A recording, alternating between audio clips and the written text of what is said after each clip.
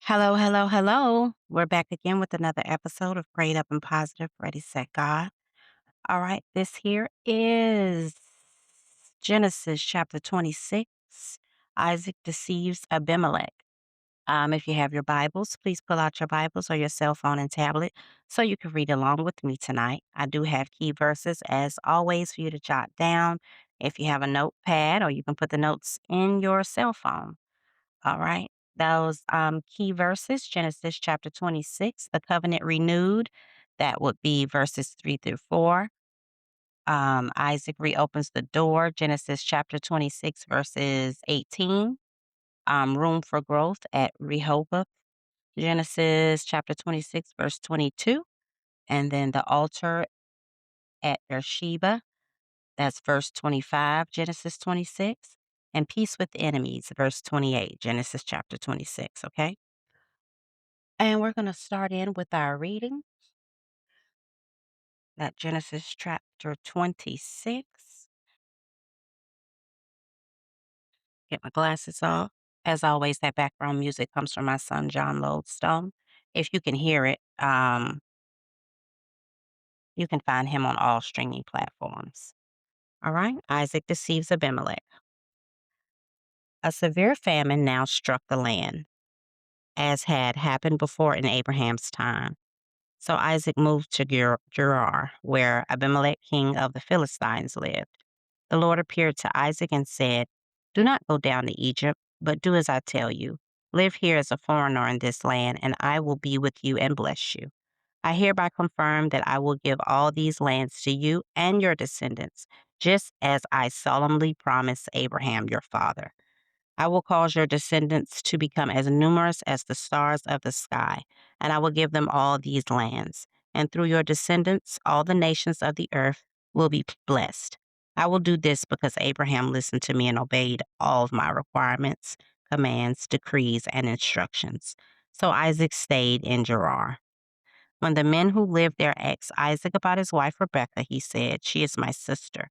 He was afraid to say, "She is my wife," he thought. "They will kill me to get her because she is so beautiful."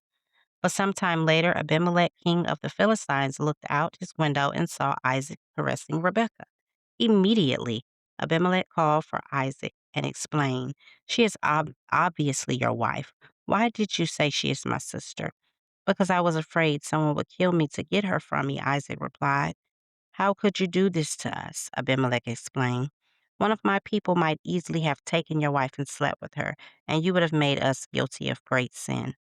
Then Abimelech issued a public proclamation: "Anyone who touches this man or his wife will be put to death." When Isaac planted his crops that year, he harvested 100 times more grain than he planted, for the Lord blessed him. He became a very rich man, and his wealth continued to grow. He acquired so many flocks of sheep and goats, herds of cattle, and servants that the Philistines became jealous of him. So the Philistines filled up all of Isaac's wells with dirt. These were the wells that had been dug by the servants of his father Abraham. Finally, Abimelech ordered Isaac to leave the country. "Go somewhere else," he said, "for you have become too powerful for us." So Isaac moved away to Gerar Valley, where he set up their tents and settled down.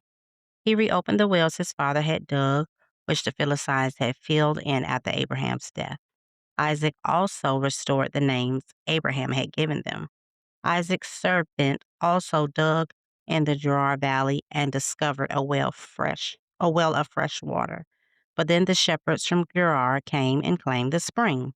"This is our water," they said, and they argued over it with Isaac's herdsmen. So Isaac named the well Esek, which means argument. Isaac's men then dug another well, but again there was a dispute over it. So Isaac named it Sitnah, which means hostility. Abandoning that one, Isaac moved on and dug another well. This time there was no dispute over it, so Isaac named the place Rehoboth, which means open space. For he said, "At last the Lord has created enough space for us to prepare in this land, prosper, in this land." From there, Isaac moved to Beersheba, where the Lord appeared to him on the night of his arrival. "I am the God of your father Abraham," he said. "Do not be afraid. for I am with you and will bless you. I will multiply your descendants, and they will become a great nation. I will do this because of my promises to Abraham, my servant." Then Isaac built an altar there and worshiped the Lord. He set up his camp at that place, and his servants dug another well.